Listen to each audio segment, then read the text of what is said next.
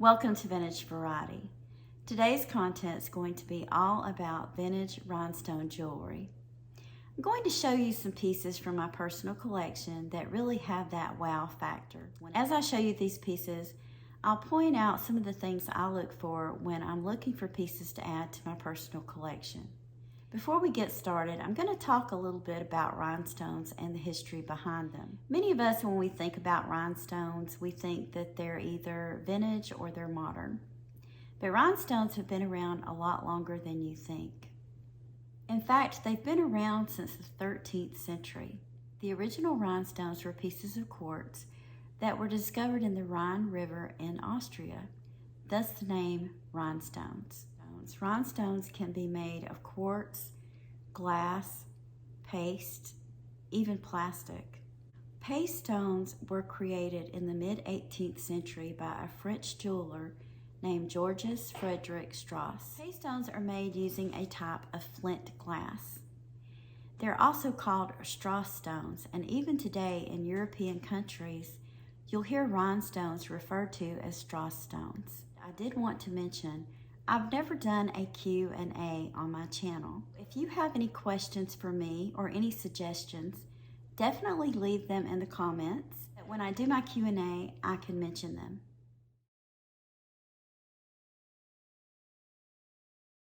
I'm going to start with these three pieces. I have two brooches here and a bracelet.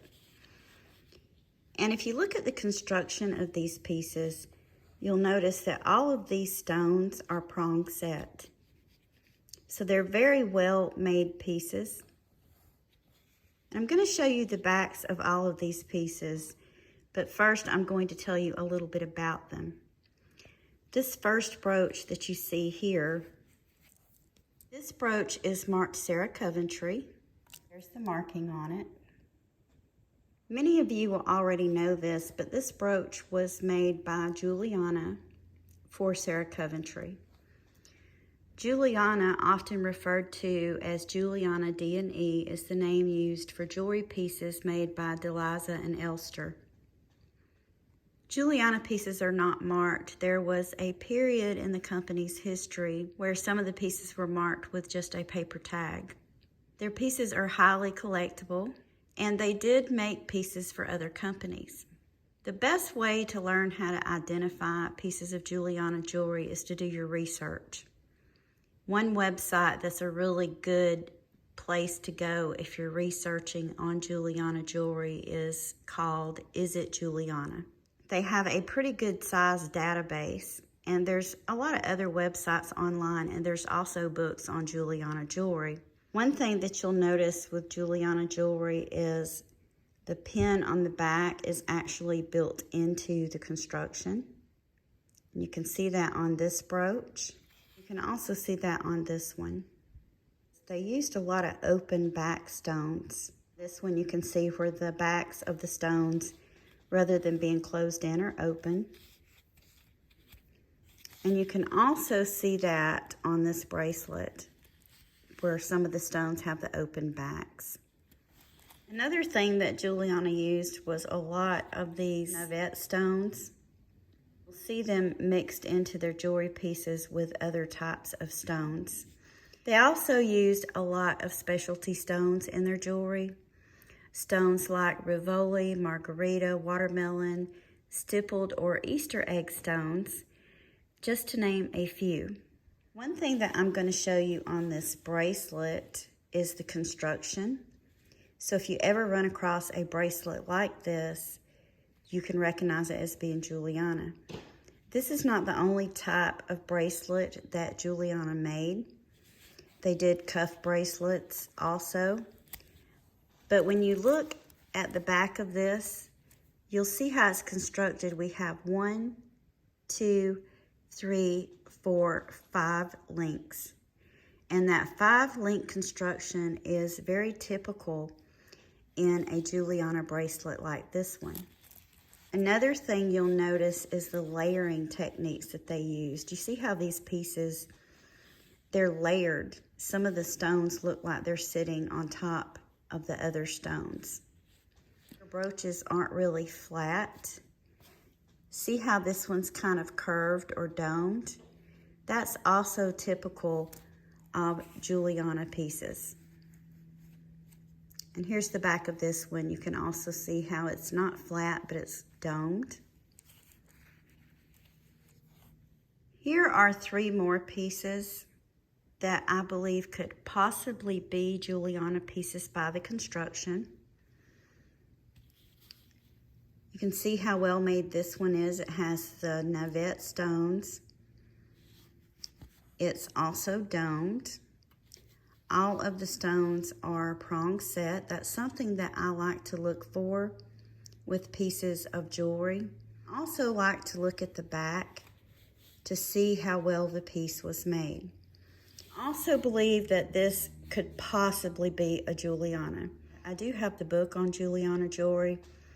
I've looked through it, and I've also looked on the website, Is It Juliana? I did find a few pieces in the book that had this type of a sawtooth setting.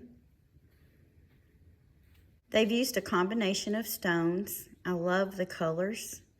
They have red and this dark fuchsia with a lighter pink. It has the domed construction. The pin is built into the construction, and we have some open back stones. So if you're watching this and you're a Juliana pro, let me know what you think. Do you think that this pin is Juliana? Then I have this piece. I have serious doubts that this is Juliana. They did make some brooches like this one. It does have the Navette stones. They do have the open backs. This little brooch, you may not be able to tell it, but it's actually about 3 to 4 inches long. When I first ran across this brooch, I thought that it was Juliana. It has a layered construction. It has a combination of different types of stones. It's slightly domed. You can see that all of the stones in this brooch are prong set. You can see how well made it is. But this brooch is actually signed Austria, and there's the marking on it. This is another very well made piece that is also signed. I love the colors that they've used in this. It's a combination of browns, orange, green, and clear stones. All of these stones are set rather than being glued in. You can see they're prong set. And when I flip this over, you can tell that this is a really well-made piece of jewelry. I like to look at the back and the construction of the piece. If you run across a piece where all of the back of it, this is just ran together, it's going to be a cheaply made piece. Whereas with this piece, you can see all of the details of how this brooch was put together. This brooch is signed Keys. I tried to do a little bit of research on the mark on this brooch, and I didn't really come up with anything. I think that this company made some really good quality pieces of jewelry, judging by this brooch. If you guys have ran across any of their jewelry or know anything about it, definitely let me know in the comments.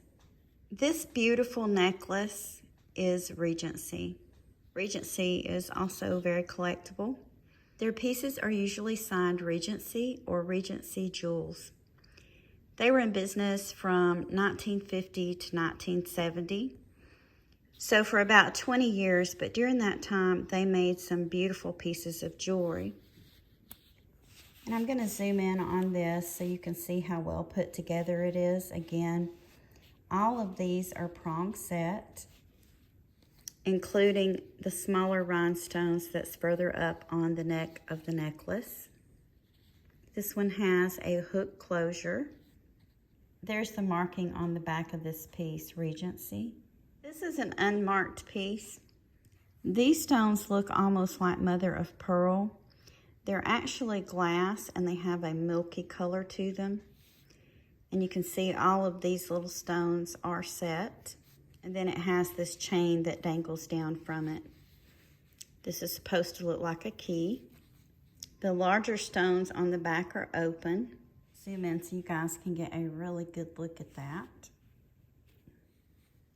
When you're looking for pieces of vintage jewelry, you want to look at the quality of the construction. You also want to look to make sure that the piece is not damaged. So this piece is in really good condition. It's very quality made. Here are a couple of brooches in my favorite color, red. I believe, if I'm not mistaken, that I purchased both of these from Anna over at Vintage Jewelry Galore. This one has a very Art Deco look, and this one is signed. I'm going to zoom in so you can see the construction of it. Very well made piece of jewelry.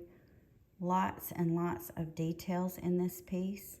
This one is by Phyllis, and it is gold filled, and it can also be worn as a pendant. We have this lovely little floral brooch.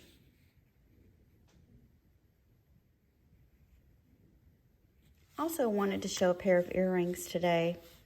These are screwback earrings. You can see that they have the filigree backing, and all of this is layered.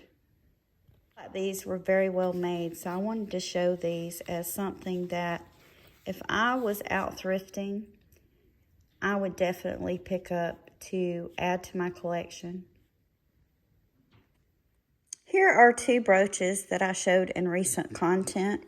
I went to an estate sale that my cousin had told me about, and I believe that she purchased both of these for me. They were in a small baggie with quite a few other brooches, and these are missing the pins. Both of them are missing the pins that go on the back. I've mentioned in this content about quality and to always look at the condition of a piece. If a piece is missing stones, or if it's chipped or broken, you definitely don't want to buy it unless it's something that you're just going to craft with or repurpose into something else. A lot of times with brooches, if the backs are missing, you can always turn them into a pendant or use them in a craft project or to repurpose into a different piece of jewelry. But these were really good choices, and I feel like she was really smart to pick these out for a couple of different reasons. Both of them are signed, and both of them are pretty easy repairs. You can see that it still has the part where the pin goes, and it also has the clasp on it. And I'm going to do some content showing you guys how to repair brooches like this.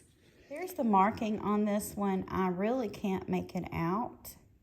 I'll have to look at the marking under a loupe, but look how well made this piece is. It has enameling. All these stones are set.